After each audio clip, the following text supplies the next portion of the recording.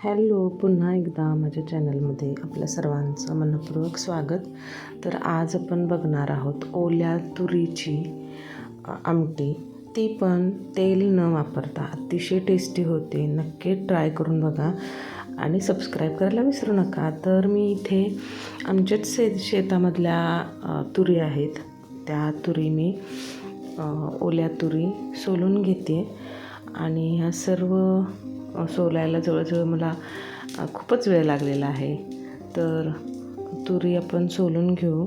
तुम्ही बघू शकाल अतिशय छान आणि अशा हिरव्यागार ह्या तुरी आहेत आणि खूप छान आणि टेस्टी अशी ही तुरीची आमटी लागते. ह्याच्यामध्ये अजिबात मी तेल वापरलेलं नाही, तरीही स्वाद कुठेही कमी पडलेला नाही.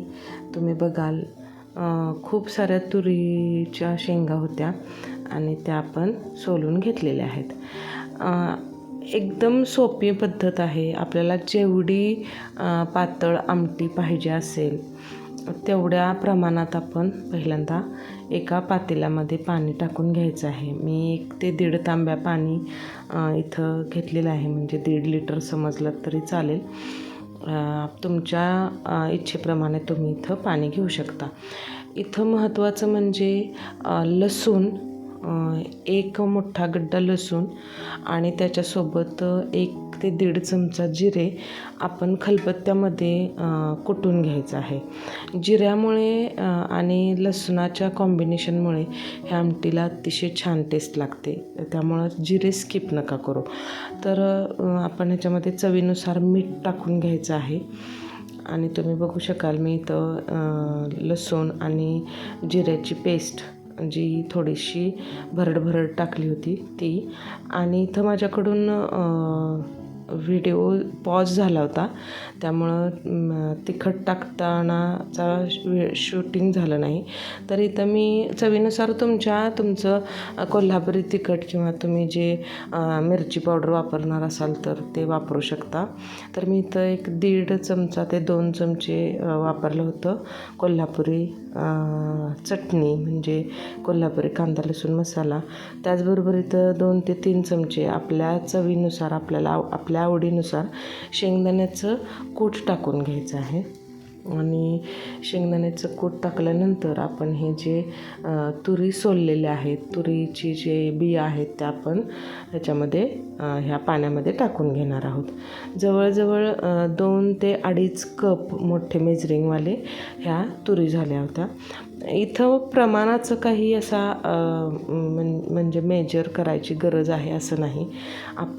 आपण सर्व गृहिणी जाणतो की बाबा किती प्रमाणात किती आपल्याला आमटी पाहिजे, आपल्या घरात किती लोक आहेत त्यानुसार आपण पाण्याचं, किंवा तुरी कमी जास्त असतील त्यानुसार आपण पाण्याचं कमी जास्त करू शकतो. इथं तुम्ही पाणी कमीही वापरू शकता आणि ह्या मेथडनी तुम्ही असं थोडं दबदबीत म्हणतो त्या पद्धतीनं आपण इथं ही आमटी, किंवा तुम्ही भाजी करणार असाल तर भाजी आपण करून घेऊ शकतो.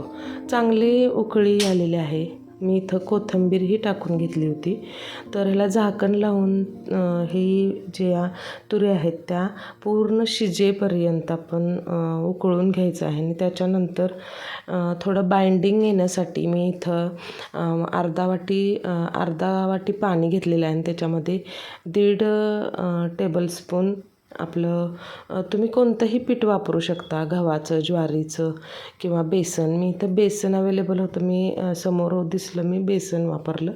तुम्ही तुमच्याकडं गव्हाचं पीठ, ज्वारीचं पीठ असेल तर ते तुम्ही इथं वापरू शकता. आपल्या तुरी छान शिजून झालेल्या आहेत आणि आपण हे जे मिश्रण केलेले आहे आपण स्लरी म्हणू थोडक्यात, किंवा एखादी पातळ पेस्ट ह्याची बेसन पिठाची आपण याच्यामध्ये ॲड करणार आहोत, जेणेकरून त्याला थिकनेस येईल आणि ही एकसंध अशी ही आमटी आपल्याला मिळेल. भाताबरोबर आणि तुम्ही भाकरी ह्याच्यामध्ये चुरून खाल्लीत तर अतिशय टेस्टी लागते. तुम्ही नक्की ट्राय करा. अशीच मी वरण्याची आमटी, म्हणजे पावट्याची शेंगाची आमटीसुद्धा तेल न वापरता बनवलेली होती. त्याचाही व्हिडिओ मी अपलोड केला आहे, तोही तुम्ही नक्की बघू शकता. आणि ही आमटी अतिशय टेस्टी होते. आणि आपला जर पर्पज असेल की तेल नाही खायचं आहे डाएटवर कोणी असेल तर अशा पद्धतीने तुम्ही आमटी किंवा ही तुरीची आमटी, तुम्ही पावट्याची आमटी अशा पद्धतीने बिना तेल वापरता करू शकता. अतिशय टेस्टी होते. खरंच एकदा ट्राय करून बघा, कारण का एकदा तुम्ही ही अशा पद्धतीने बनवलीत तर तेलाचा वापर बिलकुल तुम्ही करणार नाहीत. तर ही भाजी आपली तयार झालेली आहे आणि मी सर्व केली एका छानशा बाउलमध्ये. तुम्ही नक्की त्याचा आस्वाद घ्या आणि पुढील व्हिडिओसाठी नक्की सबस्क्राईब करून ठेवा. शेवटपर्यंत बघताय. Thank you so much.